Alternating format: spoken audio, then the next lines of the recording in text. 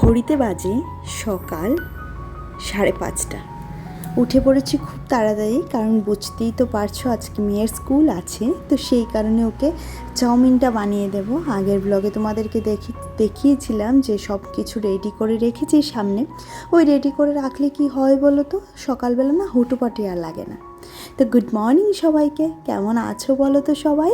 আশা করছি তোমরা সবাই ভালো আছো, আর আমরাও না বেশ ভালো আছি। আমার আরও একটি নতুন ব্লগে আবারও তোমাদেরকে স্বাগত জানাচ্ছি। তো শুধুমাত্র পেঁয়াজ আর একটুখানি সস দিয়েই ওকে চাউমিনটা বানিয়ে দিলাম। আর এভাবেই আমার মেয়ে খেতে ভালোবাসে, যেহেতু স্কুলে আমি ওকে ডিম জাতীয় কোনো জিনিস পাঠাই না করে, তো সেই কারণে ডিম দেওয়া হয়নি। আর এদিকে টিফিনটা রেডি হয়ে গেছে, সাথে যে খেয়ে যাবে সেটাও রেডি হয়ে গেছে।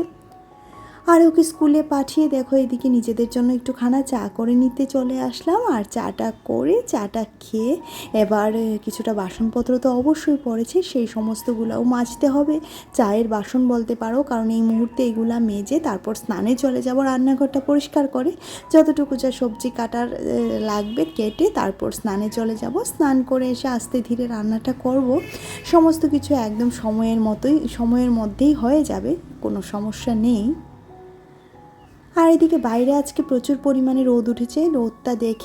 রোদটাতে একটু গরম লাগছে, বাট দেখে কিন্তু ভীষণ ভালো লাগছে, কারণ বন্যা এখনও আমাদের ত্রিপুরা থেকে যায়নি। উদয়পুরের অবস্থা ভীষণই খারাপ। এই রোদটা ওই মানুষগুলোর জন্য ভীষণ দরকারি, কারণ অনেক মানুষের অনেক জিনিসপত্র তো নষ্ট হয়ে গেছে, যদিও বা যা কিছু বেঁচে আছে সমস্ত কিছু যাতে ভগবান ভালো রাখে সেই প্রার্থনাই করি। আর অনেক বাসনপত্র পড়েছে, সকাল থেকে মিঠি খেয়ে গেছে, সমস্ত কিছু নিয়ে অনেকগুলা পড়েছে। তো সমস্ত কিছু না ধুয়ে মেজে এবার নিজের বেসিনটা একটু পরিষ্কার করে নেব। আর এই কাজগুলি প্রত্যেক দিন সকালে করি, তো স্নানে যাওয়ার আগে, কিন্তু প্রত্যেক দিন সকালে তোমাদের সাথে শেয়ার করা হয় না, ওই সময়টুকু পাই না বলতে পারো। তো আজকে যেহেতু একটু সময় পেয়েছি, তো ভাবলাম আজকে একদম খুব সকাল থেকেই তোমাদের সাথে ভিডিওটা শেয়ার করা যাক। আর এদিকে আলু কেটে নিচ্ছি। আলুটা রান্না করব চিংড়ি মাছ দিয়ে আলু করব, আর করব একটুখানি ডালের বড়া, মুসুর ডালের বড়া, পেঁয়াজ আর কাঁচা লঙ্কা দিয়ে, এইটুকুই বাস। আর কিছুই আজকে রান্না করব না, খুব হালকা পাতলার মধ্যে সিম্পল মেনু। রান্নাটাও খুব তাড়াতাড়ি হয়ে যাবে, একদম 2-3 গ্যাসই একসাথে বসিয়ে দেব। আর এই যে লঙ্কাটা ভালো করে ধুয়ে নিচ্ছি, বেছেও নিচ্ছি, এটাকে ফ্রিজে রেখে দেব একটু টিস্যু পেপার মুড়িয়ে, তাহলে বেশ কিছুদিন থাকবে। আর যেহেতু এখন বর্ষার লঙ্কা না ঘরে এনে ঠিক রাখাই যাচ্ছে না, জানো তো, ঘরে আনা মাত্রই পচে যাচ্ছে। তো সমস্ত সবজি ধুয়ে একটু আলুগুলাকে জলে ভিজিয়ে রেখে যাব, তারপর ঘরটা মুছে নেব। দেখো, আর সমস্ত কিছু কমপ্লিট হওয়ার পর ঘরটা মুছে নেব, আর একদম সোজা ঘর মুছে স্নান করে তারপর এসে রান্নাবান্নাটা করবো। আর একটু কি বলো তো, আমরা হাউসওয়াইফরা যদি একটু বুদ্ধি খাটিয়ে সমস্ত কাজগুলা করি না, তাহলে দেখবে কাজগুলা কিন্তু ঠিক সময়ের মধ্যেই শেষ হয়ে গেছে, আর নিজেদের জন্য অনেকটা সময় পাওয়া যাচ্ছে, জানো তো। আর এদিকে বললামই তো বেসিনটা পরিষ্কার করে নেব, তো যথারীতি বেসিনটা পরিষ্কার করতে চলেও এলাম। আর এই বেসিনটা যেহেতু অনেকটাই গভীর, তো সেই কারণে আমার না পুরো অর্ধেক শরীরটা এটার মধ্যে ঢুকে যায় পরিষ্কার করতে। আর এইগুলি স্নানের আগে না করলে না গা ঘিন ঘিন করে, জানো তো। তার যে কারণে স্নানে যাব প্রত্যেক দিন, বললাম না স্নানের আগে এই কাজগুলো করি, কিন্তু তোমাদের সাথে আর শেয়ার করে ওঠা হয় না, তো সেই কারণে আজকে ভাবলাম একটু শেয়ার করি। আর এদিকে দেখো সমস্ত কাজ আমার কমপ্লিট, মানে বেসিনটা ধোয়া হয়ে গেছে বলতে পারো। এবার ঘরটা মুছে নেব, ঘর মুছে তারপর অন্যান্য বাকি কাজ তো আছেই, যেমন স্নান করব, স্নান করে এসে রান্না। আর তার এই সুযোগেই কিন্তু মিঠিও আবার চলে আসবে, তারপর মিঠিকে যত্ন তো আছেই, জল খাওয়াবো, কারণ মেয়েটা না সারাটা দিন স্কুলে থাকে ঠিক আছে, একটুকুও জল খায় না, জানো তো। এই নিয়ে ওর সাথে আমার যা রাগারাগি হয় কি বলবো। আর ওই তো দেখতেই পাচ্ছ টেবিলের উপর সমস্ত কিছু ধুয়ে রেখে দিয়েছি। আর এদিকে দেখো স্নান করে বেশ খানিকটা পর স্নান করে চলে এসেছি রান্নাঘরের, সাথে সাথে বড় ঘরটাও মুছে একদম পরিষ্কার করে নিয়েছিলাম, বাট এতটুকু দেখালে ভিডিওটা অনেকটাই বড় হয়ে যেত, সেই কারণে আর এতটুকুটা শেয়ার করা হয়নি। আর এদিকে দেখো ডালের বড়ার ব্যাটারটাও রেডি হয়ে গেছে, এবার টুকটুক করে ডালের বড়াটাও ভেজে নেব, সাথে এইদিকের গ্যাসটাতে মাছও বসিয়ে দেবো। দেখতেই তো পাচ্ছ আজকে 3খানা গ্যাসই একই সাথে জ্বলছে, কারণ কিছু করার করার নেই, শরীরটাও খুব বেশি একটা ভালো লাগছে না, ভীষণ কোমরে ব্যথা হচ্ছে। তো ভাবছি খুব তাড়াতাড়ি রান্না শেষ করে খাওয়া দাওয়া করে সোজা ঘরে গিয়ে একটু শুয়ে পড়বো। আর আজকে মিঠির পাপা অনেক কিছু করেছে, অনেকগুলো জামা কাপড় ধুয়ে দিয়েছে। তো বেশ কিছুটা জামা কাপড় পরেছিল, সমস্ত কিছুই সে ধুয়ে দিয়েছে। এদিক দিয়ে অনেকটাই সুবিধা হয়েছে যে জামা কাপড়টা আমার ধুয়ে দিতে হয়নি। ওই যে বললাম একদম ক্যামেরার বাইরেও কিন্তু সে আমাকে ভীষণ হেল্প করে, কিন্তু প্রত্যেকটা ক্ষেত্রে আর ক্যামেরা করে তোমাদের সাথে শেয়ার করা হয় না। এবার চিংড়ি মাছের তরকারিটা রান্না করব। দিয়ে দিলাম তেলের মধ্যে দারচিনি আর এলাচ, সাথে তেজপাতা দিয়েছি, আর সাথে দেব একটুখানি এটা হচ্ছে মেথি দিয়েই ফোড়নটা দেব। মেথিটা চড়বড় করে আসলে দিয়ে দেবো কেটে রাখা আলুগুলো। আজকে আর ভেজে রাখিনি, একদম এই তেলেই ভেজে রান্না করব। ওই যে বলছিলাম শরীর ভালো না লাগলে না দেখবি কিছুই ভালো লাগে না, জানো তো।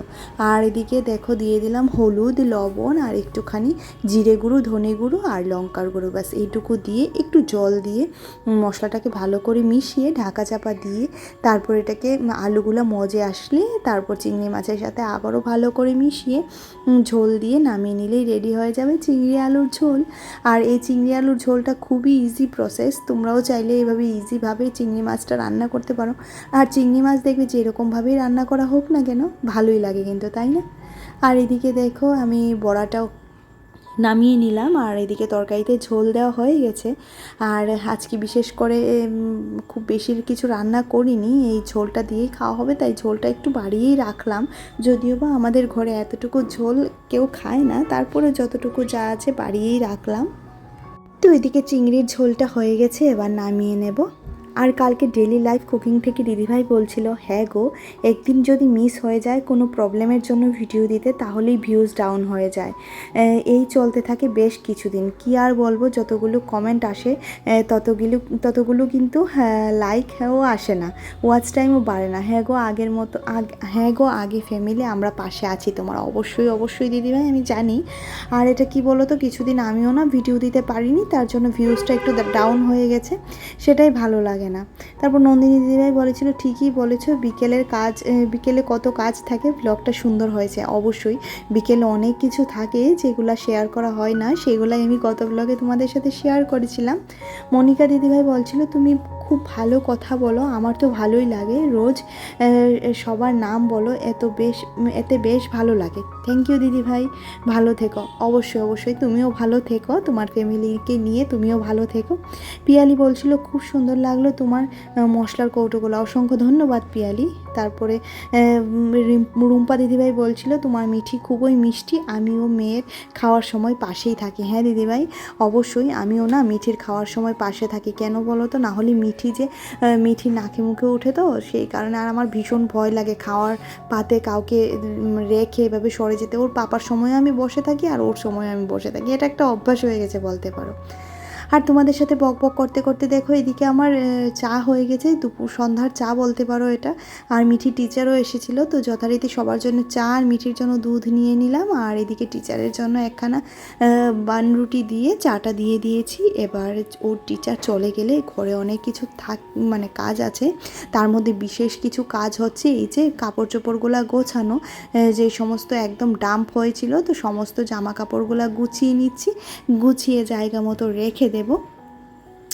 এই তো সারাদিন এই করেই তো দিনটা কেটে যায়, কি বলবো বলো, তাই না?